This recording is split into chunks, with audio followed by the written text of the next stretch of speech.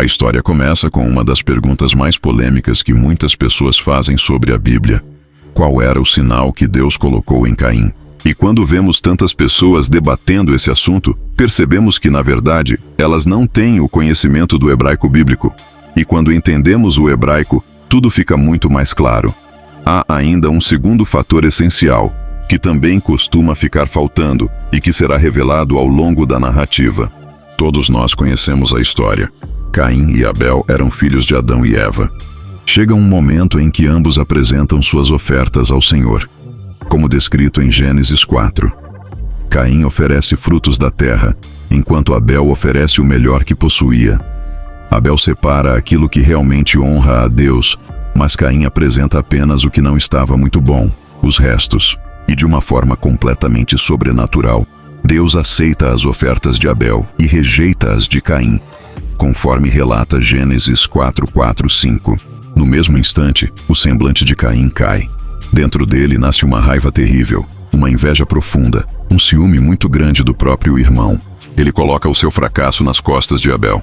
Em vez de entender que a responsabilidade era dele mesmo, pensa que a culpa era do irmão. Imagina que, se Abel não estivesse lá, então Deus aceitaria sua oferta. Ele não percebe que seu ato não foi bom. Deus vê isso e fala com ele, como está em Gênesis 4:6-7. Deus observa seu semblante caído e conhece seus sentimentos, mas também o lembra de algo essencial. Ele poderia controlar seu interior, poderia dominar a força do pecado que tentava agir dentro dele. Esse era o alerta divino. Caim comete o primeiro erro na oferta, mas agora se aproxima do segundo. Deus já havia falado com ele. Ele ouviu o que o Senhor tinha a dizer, mas dentro do seu coração algo ainda queimava. Aquela mistura de ira, frustração e a sensação de que o irmão era o obstáculo. Em vez de dominar isso, ele começou a permitir que esses sentimentos crescessem. Depois de Deus falar com Caim, alertando para dominar o pecado que batia à porta, ele não internaliza aquilo. Agora é preciso prestar atenção ao que acontece em seguida. O texto bíblico diz: falou Caim com seu irmão Abel, e sucedeu que, estando eles no campo, Caim se levantou contra Abel e o matou, como está registrado em Gênesis 4:8. Esse versículo é muito conhecido, mas existe algo estranho que passa despercebido. Está escrito que Caim falou com seu irmão Abel, mas não está registrado o que ele falou. A narrativa simplesmente segue e diz que, logo depois, estando no campo, ele acaba atacando o irmão. Se houve uma conversa, então o que foi dito? Se ele falou algo, por que esse diálogo não está registrado? Você pode até dizer que a única certeza é que Caim estava junto com Abel no campo. E então o ato acontece. Mas existe uma lacuna evidente. Algo está faltando na sequência do relato. E isso levanta uma pergunta importante. Onde está essa informação? A resposta está no entendimento do próprio contexto da Bíblia, que não contém apenas a parte escrita. Ela também tem algo muito importante: a tradição oral. Ao longo da história, certas explicações e detalhes foram transmitidos oralmente, complementando aquilo que o texto preservou. Por exemplo, a Bíblia menciona mandamentos como alianças, pactos, sinais e símbolos, mas nem sempre explica passo a passo como certas práticas eram executadas. O povo entendia não somente o que estava escrito, mas também o que havia sido passado de geração em geração. Da mesma forma, quando o texto diz que Caim falou com Abel, a Bíblia simplesmente não registra o conteúdo dessa fala. Mas antigos estudiosos compreendiam que havia ali um diálogo omitido, que ajudava a explicar o momento tensionado entre os irmãos. Um momento onde Caim já estava tomado por ressentimento, inveja e o peso do alerta divino que ele não quis obedecer. E o mesmo princípio aparece quando as Escrituras mencionam pactos e mandamentos que, apesar de citados, possuem detalhes compreendidos pela tradição oral. Isso ajuda a entender que a narrativa de Caim e Abel não está incompleta. Ela apresenta exatamente o que é essencial para o ensinamento. O foco continua sendo a condição do coração de Caim e a escolha que ele faz. A conversa omitida não muda o fato central. Ele rejeitou o conselho divino e permitiu que sentimentos destrutivos crescessem dentro de si. O que vem a seguir demonstra o impacto dessa decisão e será explorado no próximo trecho. A explicação continua mostrando que muitos conceitos bíblicos, como filactérios, acervos, sinais e costumes, só são compreendidos porque existe uma tradição oral antiga. Por isso, vários temas, sejam histórias bíblicas, sejam conceitos de cultura hebraica, só ficam totalmente claros quando entendemos essa tradição. E é dentro dessa percepção que surge novamente a grande pergunta: qual foi o sinal de Caim? Mas antes de chegar ao sinal, a narrativa flerte de volta ao ponto mais dramático da história. Caim e Abel estavam no campo.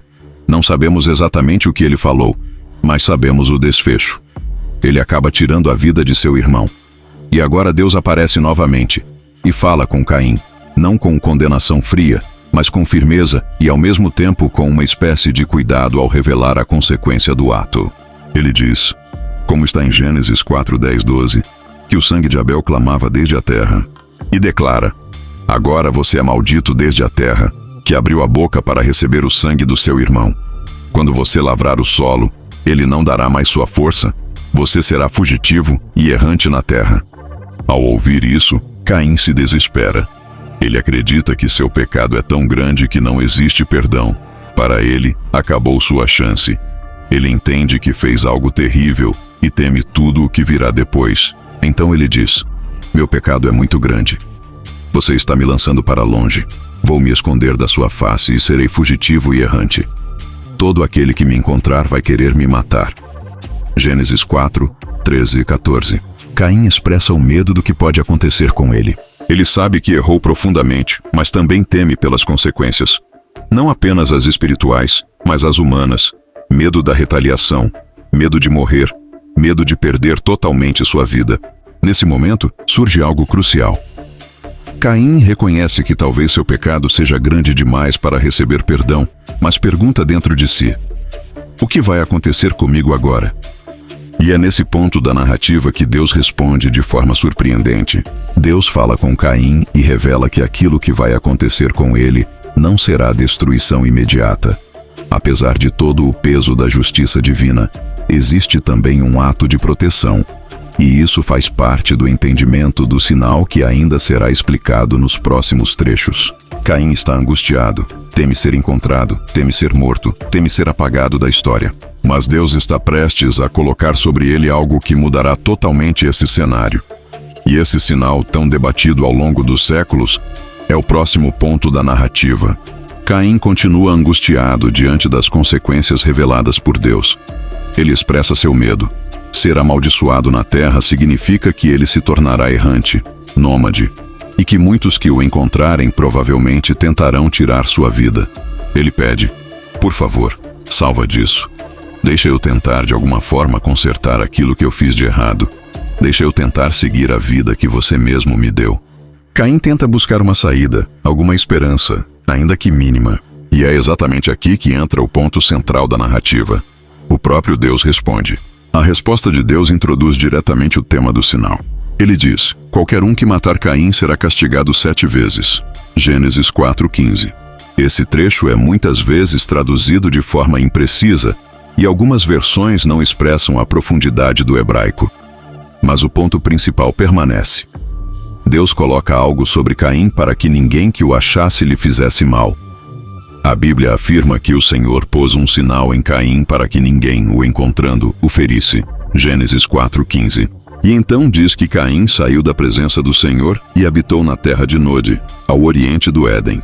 Agora chegamos ao que está escrito no texto. Deus colocou um sinal em Caim. O que é esse sinal? Para entender isso, o hebraico bíblico precisa ser observado com cuidado. A palavra sinal ali é ot, que significa sinal, marca, mas também pode significar algo mais amplo, um indício, um aviso, uma proteção. O narrador então chama a atenção.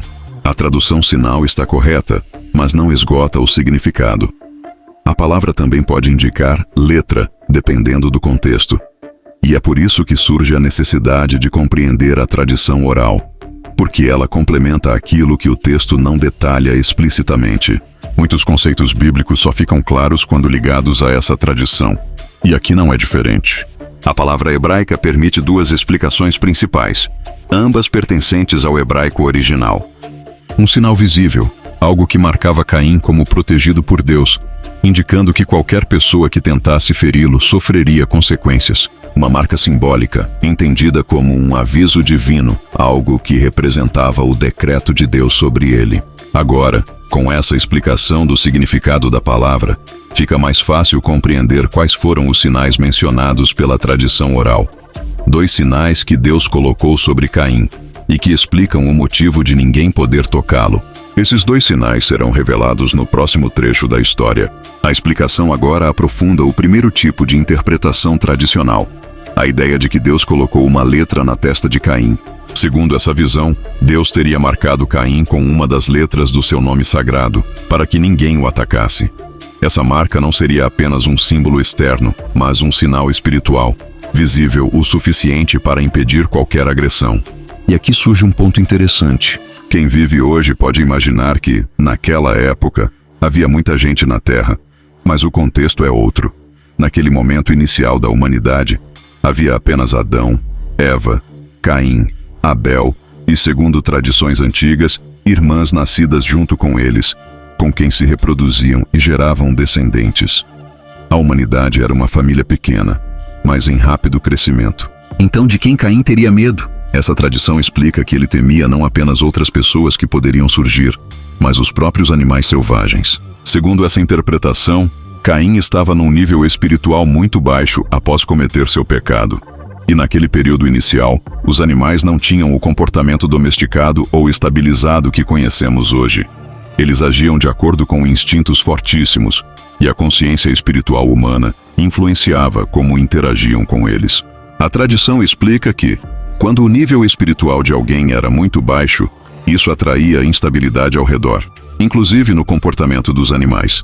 Por isso Caim temia tanto. Ele acreditava que poderia ser atacado por feras, por criaturas selvagens que rondavam aquele mundo ainda jovem. E então surge o sentido da letra. Carregar um dos caracteres do nome de Deus significaria carregar também uma porção de proteção divina. A marca de Deus afastaria os animais, impedindo que eles o atacassem. Assim, Caim podia seguir como errante, fugitivo, mas protegido pela autoridade do próprio Deus. É por isso que a tradição oral afirma que o sinal de Caim seria uma letra. E essa explicação se encaixa no significado hebraico da palavra ot, que pode significar sinal, marca ou até mesmo letra. A tradição oral então diz claramente: o sinal de Caim era uma letra. E por quê? Porque o hebraico bíblico permite esse entendimento, já que Deus disse que colocaria um ot sobre ele. E a palavra pode assumir esses 2 sentidos sem violar o significado original. Essa é a primeira explicação do sinal. Mas existe também uma segunda explicação, uma visão diferente, igualmente antiga, que afirma que o sinal não era uma letra, mas outro tipo de proteção visível. Essa segunda explicação será o próximo passo da narrativa. Agora entramos na segunda explicação tradicional sobre o sinal de Caim. Algumas interpretações antigas afirmam que o sinal não era apenas uma letra do nome de Deus, mas sim uma condição física visível, uma espécie de enfermidade espiritual conhecida nas tradições hebraicas como sarar, uma condição que, em algumas traduções, foi erroneamente equiparada à lepra, embora não seja o mesmo conceito moderno. A justificativa dessa interpretação vem do uso da mesma palavra ot em outras partes da Escritura. A Bíblia usa ot não só para marca, mas também para certos sinais visíveis relacionados a fenômenos físicos. É por isso que a tradição oral afirma que Caim teria recebido um estado parecido com essa condição espiritual, chamada sarar, e que esse fenômeno funcionaria como um sinal físico identificável. Para explicar isso, a tradição conecta esse entendimento ao episódio de Moisés no livro de Êxodo, quando Deus diz que enviará sinais para provar sua missão. Um dos sinais dados a Moisés foi colocar a mão no peito, e quando ele tirou a mão, ela estava coberta com algo semelhante à enfermidade chamada sarar, e depois, ao colocar novamente, Deus a restaurou. As pessoas muitas vezes lembram apenas do sinal da serpente, mas esquecem desse segundo sinal. A mão de Moisés ficou marcada por essa condição, e isso é chamado também de um ot, um sinal. Por isso, algumas tradições dizem que Caim pode ter recebido algo semelhante, algo visível, um estado físico que se tornava imediatamente reconhecível, de modo que qualquer pessoa, ao o ver, entenderia que ele estava sob proteção divina. E essa explicação tenta responder à pergunta: por que ninguém tocaria em Caim? Porque o próprio sinal físico, visível, reconhecível, funcionaria como um aviso claro de que Deus havia agido. Mas a tradição oral não para aí. Existe ainda uma curiosidade adicional. Algumas fontes antigas mencionam que Caim teria desenvolvido uma espécie de crescimento ósseo, algo que alguns chamam de chifre, mas não no sentido moderno da palavra, e sim como uma elevação ou marca na região da cabeça. E por que essa interpretação existe? Porque no hebraico bíblico, o termo associado a chifre também pode ser usado como um sinal, especialmente quando se fala de instrumentos como as trombetas feitas de chifre, usadas para anunciar algo importante. A Bíblia menciona esses instrumentos como sinais em vários momentos, inclusive como sinais proféticos.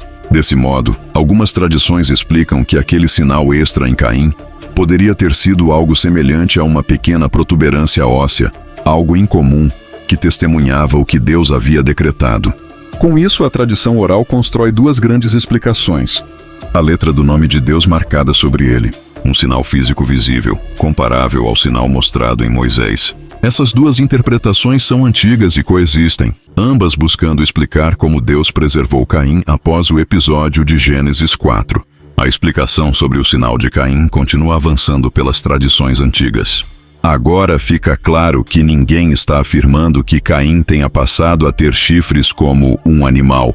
Não se trata de uma figura monstruosa, nem de uma deformação exagerada. A tradição apenas sugere que cresceu nele algum tipo de elevação, algo semelhante a um pequeno chifre simbólico, uma protuberância que servia como sinal. E isso se conecta à própria Bíblia, que muitas vezes usa a imagem do chifre como símbolo de poder, sinal ou anúncio profético. A tradição, então, apresenta essa como a terceira explicação para o sinal de Caim. Uma marca física discreta, reconhecida como sinal, não como punição adicional, mas como indicador visível da proteção de Deus. Em seguida surge a quarta explicação, ainda mais curiosa e mencionada em algumas tradições judaicas antigas. Essa interpretação diz que Deus colocou ao lado de Caim um cachorro. Esse animal o acompanharia durante sua jornada como errante, funcionando como uma espécie de guarda, um sinal vivo de proteção, impedindo que feras ou pessoas o atacassem. É compreensível que alguém pergunte: mas existe algum momento em que um cachorro aparece como sinal na Bíblia? A resposta é sim. E quem conhece bem as Escrituras percebe isso. A figura dos cães aparece em contextos simbólicos, inclusive como sinais proféticos de julgamento, como no episódio envolvendo o rei Acabe. O profeta disse que, após sua morte, seu corpo cairia e seria devorado por cães. E isso se cumpre como parte do sinal do julgamento. Ou seja, na Bíblia, cães aparecem tanto como elementos de advertência quanto de proteção. Por isso, algumas tradições enxergam o uso de um cachorro com Caim como sinal perfeitamente coerente com o simbolismo bíblico. Mas no caso de Caim, o cachorro apareceria com conotação positiva, protegendo-o, acompanhando-o e cumprindo o decreto divino de que ninguém deveria atacá-lo. Nessa linha de raciocínio, o cachorro seria o sinal do pecado de Caim, mas também da proteção divina. Assim como o sinal em Moisés tinha um significado profundo, e assim como o chifre pode simbolizar anúncio profético, aqui o cão aparece como vigilância e preservação. No final, o ensinamento é que o sinal de Caim pode ser entendido de duas formas distintas: pela conotação positiva, como sinal de proteção divina, pela conotação negativa, como marca de sua consequência e do peso do pecado. Essas tradições mostram que o sinal não existiu para destruir Caim, mas para cumprir o decreto de Deus e impedir que ele fosse morto, mesmo após ter cometido algo tão grave. Após Caim clamar a Deus, temendo ser atacado por qualquer pessoa que o encontrasse, vemos um detalhe importante no que você acompanhou até aqui. Caim reconhece que pecou, reconhece o tamanho de sua culpa, mas ao mesmo tempo pede que Deus lhe dê uma oportunidade mínima de proteção. Ele sabe que errou, mas deseja uma chance para tentar reconstruir sua vida, tentando, talvez, aproximar-se de Deus novamente. É nesse momento que surge a grande pergunta que atravessou séculos. Se Deus colocou um sinal em Caim proibindo que alguém o matasse, Então, como Caim morreu? A transição é direta.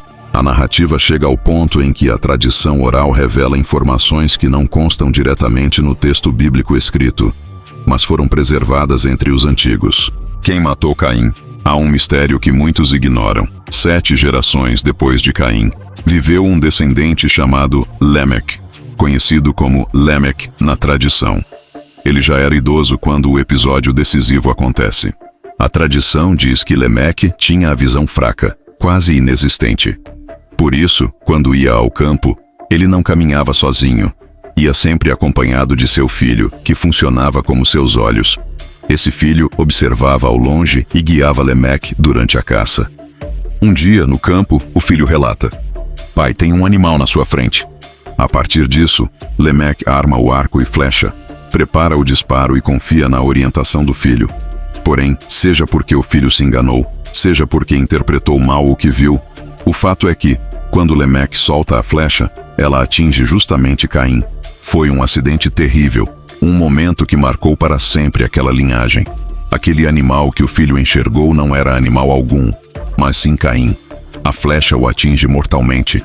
E a tradição preserva inclusive a reação posterior, quando esse episódio é lembrado pelas esposas de Lêmec, Adá e Zilá, mencionando que algo terrível havia acontecido, conectando aquela flecha à morte de Caim, encerrando assim o ciclo iniciado no campo, quando Caim matou Abel.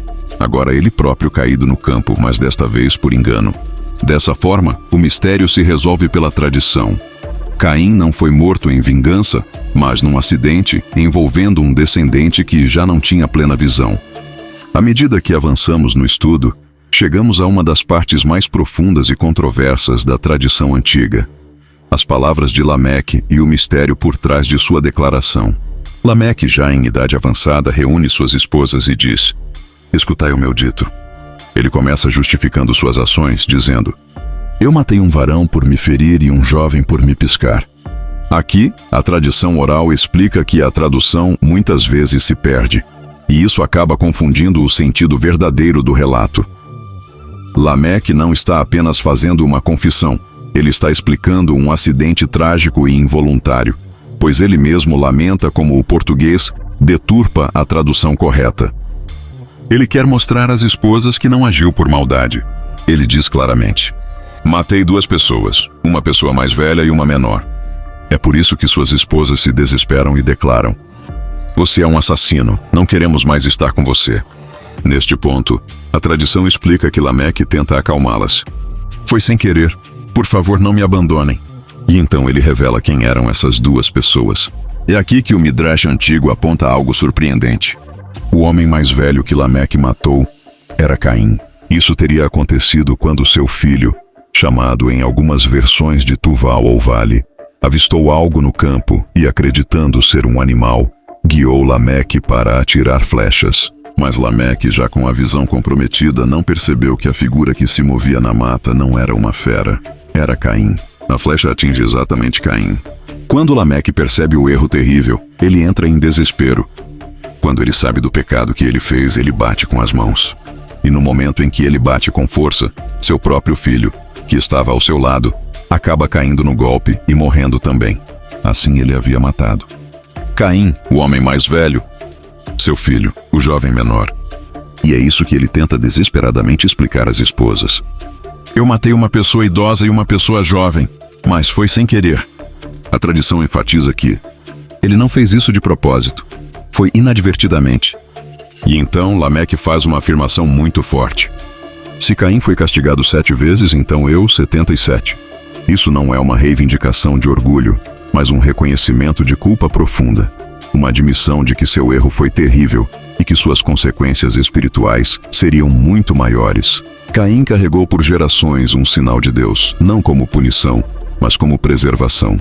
Lêmec, por sua vez, carrega o peso de seus erros acidentais, mostrando que a vida humana é frágil e que precisamos agir com sabedoria em cada decisão. Depois de compreender a história, desde o pecado de Caim até o erro trágico de Lêmec, chegamos ao fechamento da explicação. Aprendemos que a tradição preserva esses detalhes porque somente alguém da 7ª geração poderia relatar com exatidão tudo o que aconteceu. E essa sétima geração descende justamente do próprio Caim. Por isso, quando estudamos mais profundamente, enxergamos que Lameque foi sim o responsável pela morte de Caim, mas não por maldade, e sim por acidente. É aqui que o entendimento verdadeiro aparece. Quando você estuda a Bíblia em um nível mais profundo, com conhecimento mais amplo e não apenas superficial, passa a enxergar coisas que antes pareciam ocultas. Esse estudo cuidadoso e detalhado te leva ao conhecimento verdadeiro da Palavra de Deus, algo absolutamente indispensável para quem deseja crescer espiritualmente. Conhecer a Palavra corretamente transforma, esclarece, ilumina e coloca cada peça no seu devido lugar. Por isso, o ensinamento final é simples, mas poderoso. Quem busca a verdade precisa estudar com profundidade. Quem deseja compreender Deus precisa ir além da leitura superficial. E quem mergulha na palavra nunca permanece na ignorância, porque a verdade sempre se revela. A história de Caim, seu sinal, sua preservação e sua morte acidental nas mãos de Lameque nos ensina que a justiça divina não falha. O conhecimento liberta. A busca sincera pela verdade nos leva a compreender até os mistérios mais antigos. E tudo isso só é possível quando estudamos a palavra de Deus corretamente e profundamente, exatamente como foi dito. A história que acompanhamos até aqui nos mostra algo profundo. Mesmo quando o erro parece grande demais, mesmo quando parece que caímos tão fundo que não há volta, a verdade é que Deus nunca encerra a história no momento da queda. Caim errou, e errou gravemente. Lameque também cometeu um erro devastador. Mas em ambos os casos, a narrativa nos mostra algo que muitos ignoram. Deus não destrói ninguém no momento do fracasso. Ele permite o aprendizado, permite a reflexão, permite o recomeço. Ele transforma até o erro em caminho para entendimento. Se aquela geração pôde aprender com seus próprios atos, se até o primeiro homicida da história não foi apagado, mas preservado para compreender as consequências, se até Lameque, que acidentalmente tirou 2 vidas, pôde se levantar e continuar, então você também pode. Você pode ter errado, você pode ter tomado decisões ruins, você pode ter perdido algo importante pelo caminho, mas a história deixa claro: nada disso impede Deus de escrever um novo capítulo na sua vida. Toda queda contém uma lição, toda dor contém um propósito, e todo recomeço começa com o entendimento daquilo que você viveu. Assim como Caim precisou encarar sua própria sombra para enxergar o que precisava mudar, assim como Lameque teve de reconhecer o peso do que fez, você também tem força para seguir adiante. A superação não começa quando tudo dá certo. Ela começa quando você decide não desistir, mesmo depois de tudo. A história de Caim e Lameque não é sobre destruição. É sobre responsabilidade, consciência, reconstrução e esperança. Que você também encontre forças para levantar, aprender, crescer e avançar. Porque se Deus não desistiu deles, Ele também não desistiu de você. Antes de ir, faça algo importante para manter essa caminhada viva. Inscreva-se no canal, ative o sino de notificações, deixe seu comentário e compartilhe esta palavra com alguém que você ama. Assim, essa mensagem continua alcançando vidas. E você não perde nada do que Deus ainda vai revelar. Sua atitude hoje pode iluminar o caminho de alguém amanhã.